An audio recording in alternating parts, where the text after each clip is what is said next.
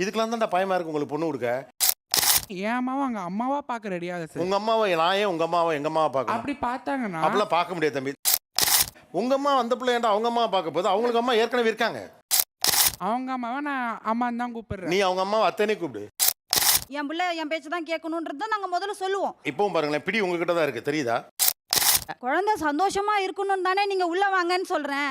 அப்ப நீங்க சந்தோஷமா இருங்களேன். டக்குனே பதில் இல்லைன்னா என்ன பண்ணிருந்தா, தியாகம், அன்பு, தாய்மை. நான் சுத்தி வளைச்சு பேச விரும்பல, நேரடியா விஷயத்துக்கு வர்றேன்.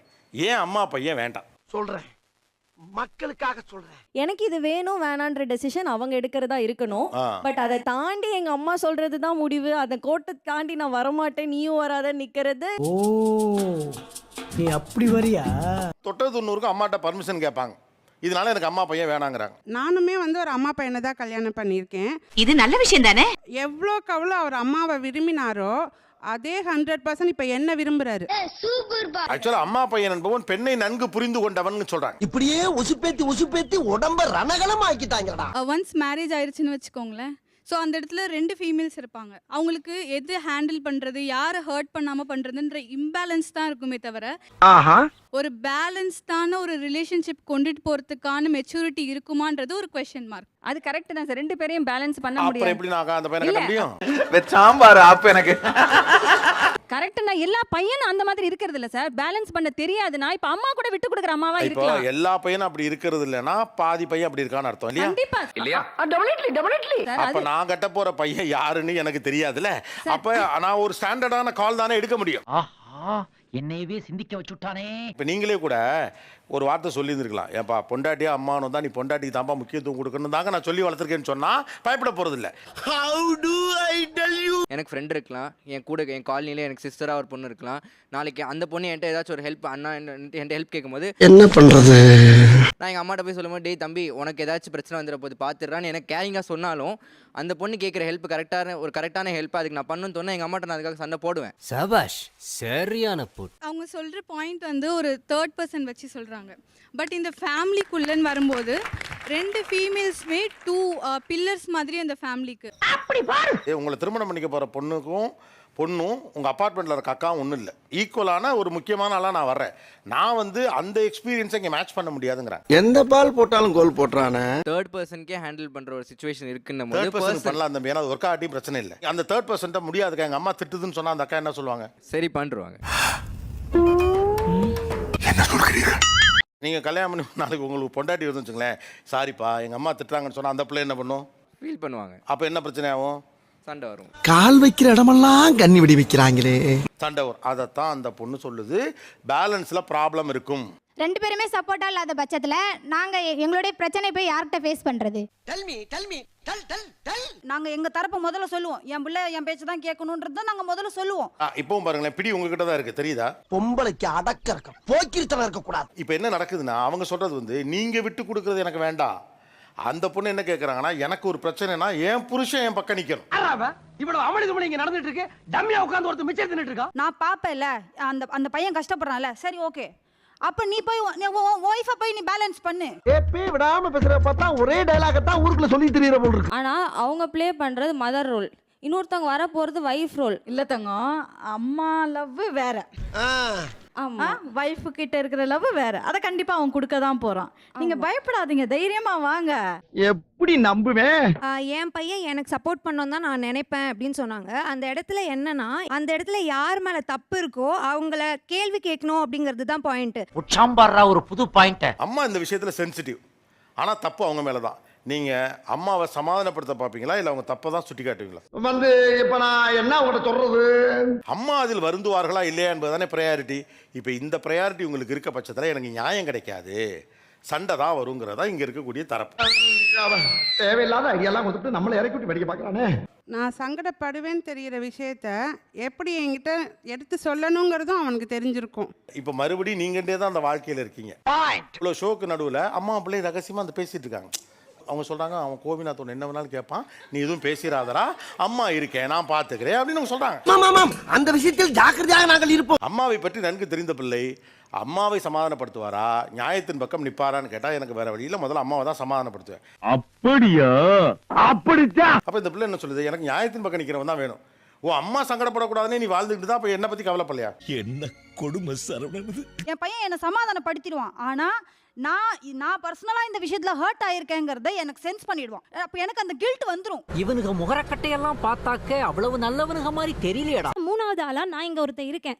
இப்போ என்னோட இமோஷன்ஸை வந்து கண்டுக்கவே இல்லை, அம்மாவை சமாதானப்படுத்துறதே குறியா இருக்கான் அப்படின்னா அது அம்மாவோட பிள்ளை தானே. எனக்கு வருத்தம்ப்பா, எனக்கு ரொம்ப வருத்தம். இப்போ நான் எங்கள் அம்மாவை சமாதானப்படுத்திட்டேன் அப்படின்னா அவங்கள விட்டுட்டு நான் அதுக்கப்புறம் எங்கே இருப்பேன்? உங்க கூட தானே இருப்பேன். அப்போ நான் உங்களை தானே சமாதானப்படுத்துவேன். அப்பவே நாங்க செகண்ட் ப்ரையாரிட்டி ஆயிடுறோம். ஓ அப்படியா விஷயம்? அப்போ நீங்கள் அந்த அண்டர்ஸ்டாண்டிங் கூட உங்ககிட்ட இல்லைன்னா அது எப்படி? அது எல்லா இடத்துலயுமே நாங்க தான் அண்டர்ஸ்டாண்ட் பண்ணிக்கிட்டு இருக்கோம் இன்னைக்கு வரைக்கும். அதனால தான் நாங்க திரும்ப திரும்ப இதை பத்தி பேசிட்டு இருக்கோம். கண்டுட்டாளையா? எங்க அம்மா அது பண்ணுவாங்க தெரியுமா, எங்க அம்மா இப்படி பண்ணுவாங்க, எங்க அம்மா இருந்தா இப்படி பண்ணிருப்பாங்க அப்படின்ற கம்பேரிசன்ல அந்த வர தேர்ட் பர்சனுக்கு வந்து ரொம்ப இன்ஃபீரியாரிட்டி வந்துரும். கண்டிப்பா சொல்லுவாங்க. ஏன்னா என் புருஷன் என்கிட்ட சொல்லியிருக்காரு, நீ என்ன சாம்பார் வைக்கிற, என் அம்மா சாம்பார் வச்சானா நான் பக்கத்து வீட்டுக்கு கூட வாசனை வரும், நீ இப்போ என்ன மஞ்சள் தண்ணியை ஊத்துறேன்லாம் கூட சொல்லியிருக்காரு. என்ன நான் வந்து செதுக்கிக்கிறேன்ல, எடுத்துக்கோங்க, அப்படி எடுத்துக்கோங்க. நாங்க மோல்ட் பண்ணோம்னா will they be okay with that? எங்க பசங்களை எங்க கிட்ட இருந்து பிரிக்கிறீங்கன்ற மாதிரி அவங்க ஃபீல் பண்ண ஆரம்பிச்சிடுவாங்க ஒரு பாயிண்ட்ல. நியாயமான பேச்சுப்பா. குழந்தை சந்தோஷமா இருக்கணும்னு தானே நீங்க உள்ள வாங்கன்னு சொல்றேன். அப்ப நீங்க சந்தோஷமா இருங்களேன். டக்குனே பதில் இல்லைன்னா என்ன பண்ணிருந்தா? தியாகம், அன்பு, தாய்மை. இப்போ அவங்க டியூன் பண்ணி அந்த பையனை ரெடி பண்றாங்க. அவங்க நீங்க உடனே என்ன பண்ணுவீங்க? என்கிட்ட என் பிள்ளைய பிரிக்கிறீங்க அப்படின்னு சண்டைக்கு வந்துருவீங்க. ஏன் அவங்க கம்பேர் பண்ணவே மாட்டாங்களே, எங்கள் அப்பா வந்துட்டு எனக்கு இப்படி பண்ணியிருக்காரு, எங்கள் அப்பா என்னை அப்படி பார்த்துருக்காரு, அதே கம்பேரிசன் பண்ணுறாங்க. நான் 25 வருஷமா எங்கள் அம்மாவை பார்த்து வளர்ந்தவன். எங்கள் அம்மா இப்படி, எங்கள் அம்மா அப்படி பண்ணாங்க, எங்கள் அம்மா இப்படி சமைப்பாங்க, அப்படி பண்ணி வளர்ந்தாங்க. அப்போ எனக்கு ஒரு பாயிண்ட் உள்ள கண்டிப்பாக இருக்கும். ரொம்ப பயங்கரமான ஆளா இருப்பாரோ. இங்க அம்மா பிள்ளைகள் இருக்கீங்க. யாரெல்லாம் வீட்டு வேலைகள் அம்மாவுக்காக பார்த்து கொடுக்குறது? வீட்டு வேலைகள், சமையல், வீடு கூட்டுறது, இதெல்லாம் நம்புற மாதிரியாங்க இருக்குது. ஓகே, நீங்கள் இதை கிராஸ் செக் பண்ணலாம். ஏன்னா ஹவுஸ் ஹோல்ட் வேலைகள் செய்கிறவங்களுக்கு இதெல்லாம் தெரிஞ்சிருக்கும்ல. ஏதாவது கேளுங்க, அதுக்கு பதில் சொன்னாங்க. ஏன்னா நம்ம கை தூக்கில் வச்சு நம்பவும் முடியாதுல்ல. ஐயோ ஐயோ. பர்பிள் ஷர்ட் போட்டிருக்காருல்ல, பர்பிள் ஷர்ட் தம்பி, அவருக்கு தக்காளி சட்னி எப்படி பண்ணணும்னு சொல்லி தெரியுமா? இப்போ வந்து தக்காளி எடுத்து மிக்சியில் போட்டு அரைச்சிடணும், ஃபுல்லாக ஃபைனாக அரைச்சிட்டு எண்ணெய் ஊற்றி கடுகு போட்டு தாளிச்சு விட்டா பேசிக்கான தக்காளி சட்னி, அவ்வளோதான். ஆக்சுவலாக ஏன் இந்த கேள்வி நீங்கள் கேட்டீங்க நான் கெஸ் பண்ணட்டுமா? உங்களுக்கு வைக்க தெரிஞ்ச ஒரே சட்னி தக்காளி சட்னி. நக்கல்யா அவனுக்கு? நான் எல்லாமே சமைப்பேன் சார். சரி ஓகே, இப்போ அடுத்து வச்சுக்குவோம். தக்காளி சட்னி, நல்ல தக்காளி சட்னி எப்படி வைப்பது? உங்களை கேட்குறேன். ஆமாம்மா, ஏன்னா அதான் எல்லாமே தெரியுமே. ஃபர்ஸ்ட் வந்து எண்ணெய் போட்டுக்கணும், அதுக்கப்புறம் கடுகு போட்டுக்கணும், பெரிய வெங்காயத்தை சின்ன சின்னதாக கட் பண்ணி அதில் ஆட் பண்ணிக்கணும், இஞ்சி பூண்டு விழுதை வந்து ஆட் பண்ணிக்கணும், ஒரே லென்த் பண்ற, வரமிளகா ஆர் பச்சை மிளகா அண்ட் ஃபைன் சாப்பாக கட் பண்ண டொமேட்டோ ஆட் பண்ணிக்கலாம். ஆர் சில பேருக்கு வந்து நல்ல கிரைண்ட் பண்ணதா ஆட் பண்ணா பிடிக்கும். ஆனா என்ன பிரயோஜனம்? அம்மன் ஜல்லிக்கு பிரயோஜனம்டா. இஞ்சி பூண்டு பேஸ்ட் ஆக்சுவலி போடக்கூடாது சார் போடலாம், டிஃப்ரெண்ட் டேஸ்ட் இது கிடைக்கும். டிஃபரண்ட் டேஸ்ட் கிடைக்கும். நான் எங்க வீட்ல சமைக்கும் போது சூப்பரா இருக்கும் சார். நீங்க சொன்ன மாதிரி இங்க பாருங்க சார், இப்ப கூட அவங்க பக்கத்துல இருக்க அம்மாங்க வந்துட்டு என்ன இப்படிலாம் சமைக்க கூடாதுன்னு சொன்னது எல்லாரும் எகிரிட்டு வராங்க. அப்புறம் என்னாச்சு? சரி, ஒரு பொண்ணு சொல்றா, ஏன் நீ கேட்டு சமைக்கலாம்ல, ட்ரை பண்ணி பார்க்கலாம்ல இப்ப ஏங்க அக்செப்ட் பண்ணிக்க மாட்டீங்க?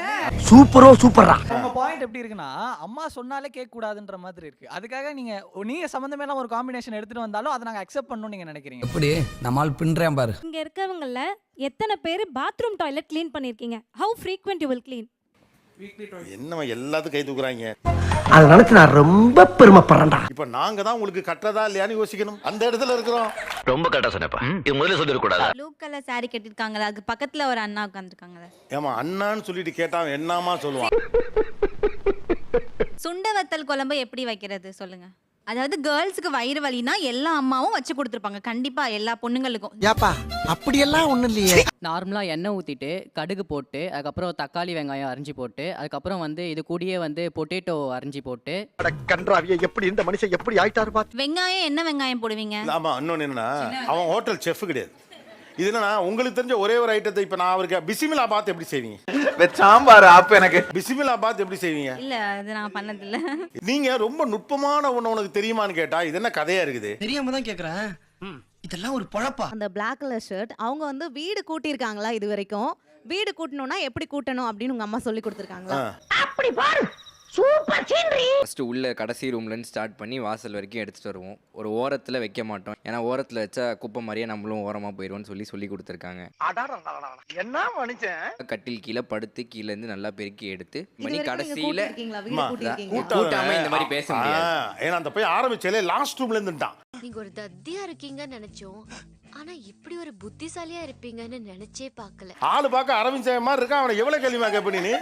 நல்லா இருப்படா போடா, உன்னெல்லாம் ஒண்ணும் பண்ண முடியாது. உங்களுக்கு சிக்கன் எப்படி க்ளீன் பண்ணணும்னு தெரியுமா? இப்போ அந்த பிளட்டு போகிற அளவுக்கு க்ளீன் பண்ணி மஞ்சத்தூள் உப்பு போட்டு வாஷ் பண்ணி ஒரு ஓரமாக வச்சிருவேன். சமைக்கும் போது நான் எடுத்து அதை யூஸ் பண்ணிக்குவேன். வெரி குட் கலக்கடா. தம்பி நீங்க கழுவு தான் தெரியுமான்னு கேட்டீங்கம்மா. அவன் சமைக்கிற ரேஞ்ச் வரைக்கும் போறான். உங்களுக்கு எப்படி சாரி மடிக்கிறதுன்னு தெரியுமா?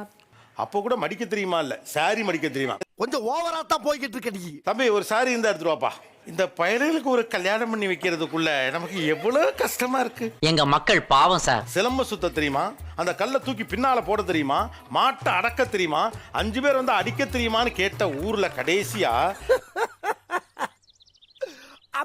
அப்போ ஒரு விஷயம் கிளாரிட்டி வந்துருச்சுமா. அம்மாவோட பேம்பர்னஸ் இருந்தாலும் கூட ஒரு குடும்ப பொறுப்பு, மனைவியோடு வேலையை பகிர்ந்து கொள்வதை ரொம்ப நல்லா படிச்சு வச்சிருக்காங்க. என் மூஞ்சிக்கு முன்னால புகழாத, அது எனக்கு பிடிக்காது.